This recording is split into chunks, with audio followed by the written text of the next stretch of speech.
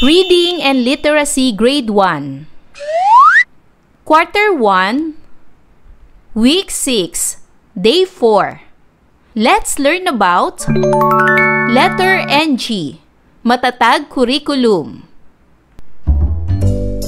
Hello kids, it's me, Teacher Frel.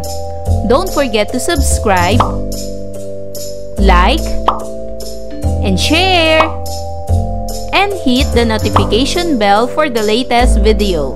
You can also follow my Facebook page, Teacher Frel TV.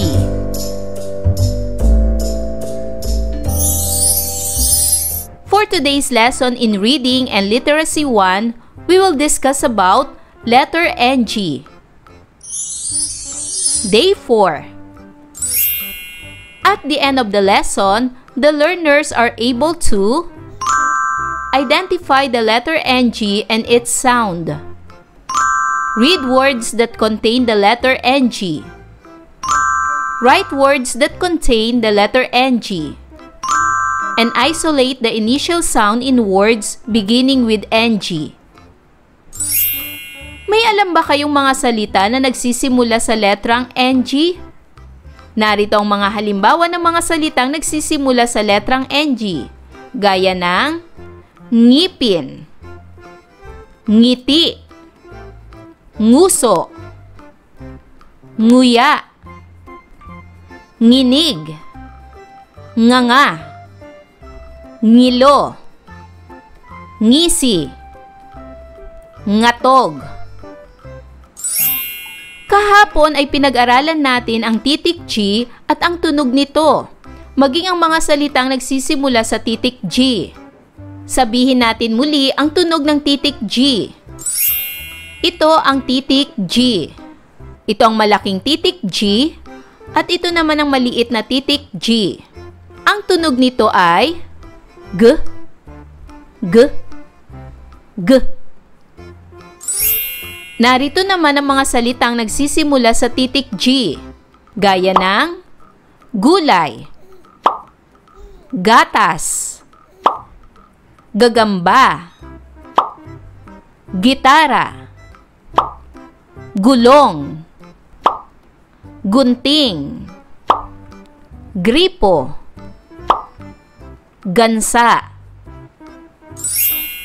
Ngayong araw, pag-aaralan natin ang letrang NG, ang tunog nito, at ang mga salitang nagsisimula sa letrang NG. Basahin ang isang maikling kwento na may malinaw na suliranin at solusyon. Itala ang mahalagang detalye sa kwento. Narito ang kwento. Nakita ni Paeng na ngumunguya ng nganga ang nanay niya. Humingi siya ng nganga. Umiling ang nanay niya. Umiyak si Paeng. Hindi kinakain ng nganga. Nginunguya lamang ito ng matatanda. Sabi ng nanay. Tumigil sa pagngalngal si Paeng. Anong mapapansin nyo sa kwentong ito mga bata? Nakita nyo ba ang suliranin at mga solusyon nito? At nakita nyo ba ang mga salitang may titik NG? Bago natin pag-aralan ang titik NG, sagutin muna ang mga sumusunod na tanong. Para sa unang tanong, ano ang hinihingi ni Paeng sa kanyang nanay? Tama! Hinihingi ni Paeng ang nganga sa kanyang nanay. Para naman sa pangalawang katanungan, ano ang ginawa ni Paeng nang umiling ang kanyang nanay? Tama! Umiyak si Paeng nang umiling ang kanyang nanay.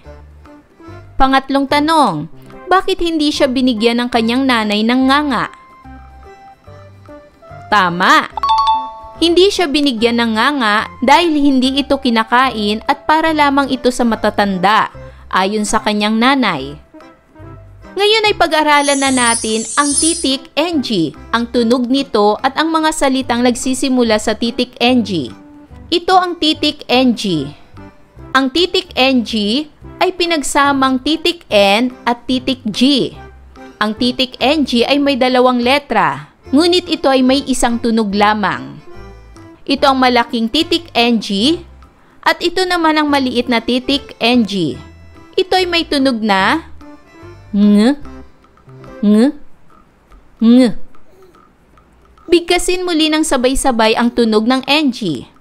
Ito'y may tunog na ng, ng, ng. Ulitin natin mga bata. Ng, ng, ng. Narito naman ang mga salitang nagsisimula sa tunog na NG. Gaya ng nganga. Ito ay nagsisimula sa letrang NG. Ito ay may tunog na ng, ng, ng. Nganga. Nguya. Ito ay nagsisimula sa titik NG. Ang tunog nito ay ng, ng, ng. Nguya. Ngipin. Ito ay nagsisimula sa titik NG. Ang tunog nito ay ng, ng, ng. Ngipin. Ngiti. Ito ay nagsisimula sa titik NG. Ang tunog nito ay ng, ng, ng. Ngiti. Nginig. Ito ay nagsisimula sa titik NG. Ang tunog nito ay ng, ng, ng. Nginig. Ngayon ay talakayin ang mga salitang tumutukoy sa ngalan at naglalarawan na may kaugnayan sa mga salitang may NG. Pag-usapan natin ang mga salitang may NG. Ang banga ay isang salitang nagngangalan. Ang salitang banga ay pangalan ng bagay. Kung inyong mapapansin, makikita ang titik NG sa pangalawang pantig nito. Ang titik NG ay maaari nating makita sa simula, sa gitna, o sa hulihan ng salita. Maaring ito ay nasa unang pantig, pangalawang pantig, at pangatlong pantig. Ang pango ay isang salitang naglalarawan. Inilalarawan nito ang hugis ng ilong. Makikita ang titik NG sa pangalawang pantig nito. Magbigay pa ng ibang mga salitang nagngangalan o naglalarawan na nagsisimula sa NG o mga salitang may NG. Narito ang halimbawa ng mga salitang nagngangalan, gaya ng sanga, ngipin, langit, langka, daing. Sa salitang sanga, makikita ang titik NG sa pangalawang pantig. Sa salitang ngipin, makikita naman ang titik NG sa unang pantig o sa simula ng salita. Ang salitang langit naman, makikita ang titik NG sa pangalawang pantig o sa gitna ng salita. Sa salitang langka, makikita ang titik NG sa unang pantig o sa gitna ng salita. At sa salitang daing, makikita ang titik NG sa pangalawang pantig o hulihan ng salita. Narito naman ang halimbawa ng mga salitang naglalarawan, gaya ng pangit, masungit, nguya, ngilo, singkit. Sa salitang pangit, makikita ang titik NG sa gitna ng salita o sa pangalawang pantig. Sa salitang masungit, makikita ang titik NG sa gitna ng salita o sa pangatlong pantig. Sa salitang nguya, makikita ang titik NG sa simula ng salita o sa unang pantig. Ganon din sa salitang ngilo, makikita ang titik NG sa simula ng salita o sa unang pantig. Sa salitang singkit, makikita ang titik NG sa unang pantig o sa gitna ng salita. Ngayon naman ay magsasanay tayong magsulat ng titik NG. Unahin natin ang malaking titik NG. 1, 2, 3. 1, 2. Itong malaking titik NG. Isulat naman natin ang maliit na titik NG. 1, 2. 1, 2. Ulitin natin mga bata. Malaking titik NG. Isa, dalawa, tatlo. Isa, dalawa. Maliit na titik NG. Isa, dalawa. Isa, dalawa. Isulat ang mga sumusunod na salita at pagkatapos ay basahin ang mga salita.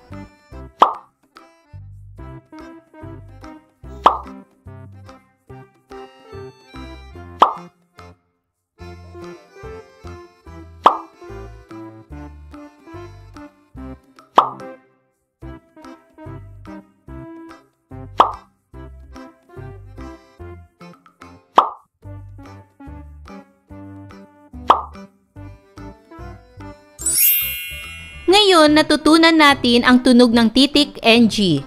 Ito ay may tunog na ng, ng, ng. Tandaan, kung alam natin ang unang tunog ng isang salita, makakatulong ito sa atin na mabasa ang salita. Ang salitang nga ay nagsisimula sa NG. Ngayon naman, para sa gawaing ito, tukuyin ang mga larawang nagsisimula sa NG. Lagyan ng check kung ito ay nagsisimula at X naman kung hindi. Para sa unang larawan, ito ay nga. Nagsisimula ba ito sa titik NG? Ito ba ay check o X? Magaling! Ito ay check. Nagsisimula ito sa titik NG. Pangalawang larawan, gatas. Ito ba'y nagsisimula sa titik NG? Check o X? Tama, ito ay X. Hindi ito nagsisimula sa titik NG. Pangatlong larawan, nguso. Ito ba'y nagsisimula sa titik NG? Check o X? Tama, ito ay check. Nagsisimula ito sa titik NG.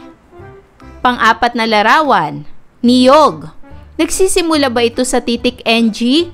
Check o X? Tama, ito ay X. Hindi ito nagsisimula sa titik NG. Pang-limang larawan, ngala-ngala. Nagsisimula ba ito sa titik NG? Check o X? Tama, ito ay check. Nagsisimula ito sa titik NG. At panghuling larawan, nginig. Nagsisimula ba ito sa titik NG? Check o X? Tama, ito ay check. Nagsisimula ito sa titik NG. Para naman sa pangalawang gawain, basahin ang bawat salita at tukuyin kung pang ilang pantig makikita o mababasa ang tunog na NG. Unang bilang, ngawa. Pang ilang pantig ang titik NG. Tama, ito ay nasa unang pantig, nga. Pangalawa, saging. Pang ilang pantig ang titik NG. Tama, ito ay nasa pangalawang pantig, ging. Pangatlo, sinangag. Pang ilang pantig makikita ang titik NG. Tama, ito ay nasa pangatlong pantig, ngag. Pang-apat, pisngi. Pang ilang pantig makikita ang titik NG. Tama, ito ay nasa pangalawang pantig, ngi. Panglima, ngipin. Pang ilang pantig makikita ang titik NG. Tama, ito ay nasa unang pantig, ngi. Pang-anim, nguso. Pang ilang pantig makikita ang titik NG. Tama, ito ay nasa unang pantig, ngu. Pang-pito, pangatlo. Pang ilang pantig makikita ang titik NG. Tama, ito ay nasa pangalawang pantig, ngat. At pang-walo, talong. Pang ilang pantig makikita ang titik NG. Tama, ito ay nasa pangalawang pantig. Long. Ayan mga bata, naunawaan niyo ba ang ating aralin sa araw na ito? Kung ganon, magaling! Mga bata, sana'y marami kayong natutunan sa ating aralin. Hanggang sa susunod na video lesson, paalam! Thanks for watching!